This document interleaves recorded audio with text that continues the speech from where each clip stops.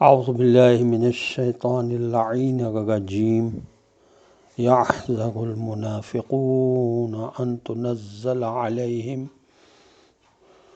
سورۃ تنبئہم بما فی قلوبہم قل استہزئوا ان اللہ مخرج ما تحذرون صدق اللہ العلی العظیم۔ السلام علیکم ورحمۃ اللہ وبرکاتہ۔ اللہ تبارک و تعالیٰ کا شکر ہے کہ سورہ مبارک توبہ کی آیت 64 کی تلاوت کا شرف میں نے حاصل کیا، جس کا ترجمہ یہ ہے کہ یہ منافقین ڈر رہے ہیں کہ کہیں مسلمانوں پر کوئی ایسا سورہ نہ اتر آئے جو ان کو وہ سب کچھ بتا دے جو ان منافقوں کے دلوں میں ہے۔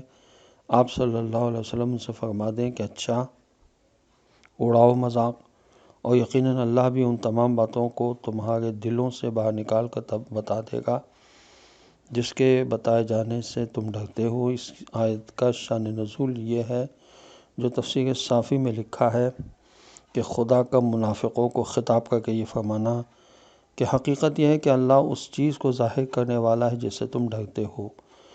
اس کا شان نزول یہ ہے کہ جب رسول خدا صلی اللہ علیہ وسلم غزوہ تبوک کے لیے تشریف لے گئے تو منافق آپس میں یہ کہتے تھے کہ محمد صلی اللہ علیہ وسلم کو دیکھو کہ وہ رومیوں سے لڑنے کو بھی اوروں سے لڑنا سمجھتے ہیں، رومیوں کے مقابلے پر تو ایک بھی زندہ پلٹ کر نہیں آئے گا۔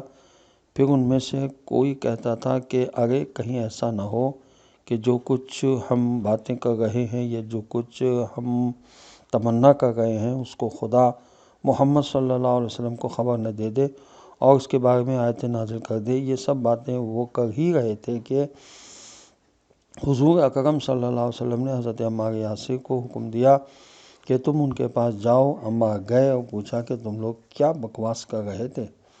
انہوں نے کہا کچھ نہیں، ہم تو بس یوں ہی مذاق کر رہے تھے۔ بس اسی وقت یہ آیات نازل ہوئی۔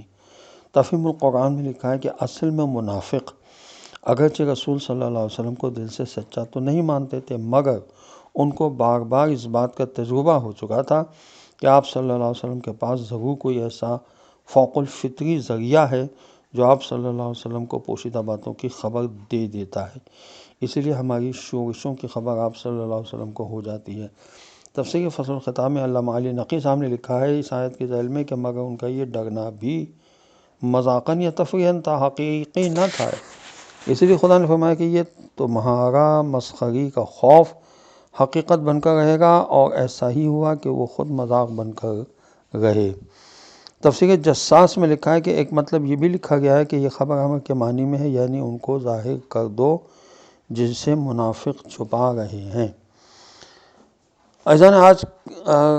عزیزان محترم، آج کا موضوع ہمارا ہے خدا کا نور۔ اس سلسلے میں جو پہلے آیات ہیں وہ میں پیش کر رہا ہوں کہ خدا زمین و آسمان کا نور ہے۔ سورہ مبارکہ نور کی آیت نمبر 35 میں ارشاد ہوتا ہے اللہ نور السماوات والارض، خداوند عالم آسمان و زمین کا نور ہے۔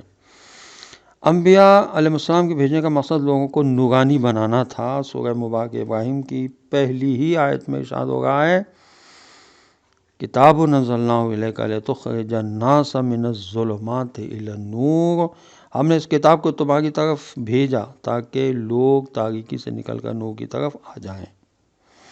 ولایت خدا کے سائے میں لوگوں کو نورانی بنانا ہے۔ سورہ مبارک بقرہ کی آیت نمبر 257 میں ارشاد ہوتا ہے اللہ ولی الذین آمنوا یخرجہم من الظلمات الی النور، اللہ مومنین کا ولی ہے اور انہیں ظلمتوں سے نور کی طرف لے آتا ہے۔ اسی طرح ہدایت الہی کے ذریعے سے لوگوں کو نورانی بنانے کے سلسلے میں قرآن کی آیت موجود ہے۔ سورہ مبارکہ انعام کی آیت نمبر 122 اومن کان میتا فاحییناہ وجعلنا لہ نورا یمشی بہ فی الناس کمن مثلہ فی الظلمات، جو شخص مردہ تھا اس کو زندہ کیا اور اس کے لیے نور قرار دیا تاکہ اس روشنی میں لوگوں کے درمیان راستہ چلے، کیا یہ شخص اس کے جیسا ہے جو ظلمتوں میں ہو۔ قبولیت اسلام جب انسان کرتا ہے تو اس کا دل نورانی ہو جاتا ہے۔ سورہ مبارکہ زمر کی آیت نمبر 22 میں ارشاد ہوتا ہے افمن شرح اللہ صدرہ للاسلام فہو علی نور من ربہ فَهُوَ عَلَى نُورٍ مِّن رَبِّهِ، جس کے سینے کو خدا نے اسلام کے لیے کشادہ کیا ہو وہ اپنے پروردگار کے نور سے ہے۔ صدق اللہ العلی العظیم۔ السلام علیکم ورحمۃ اللہ وبرکاتہ۔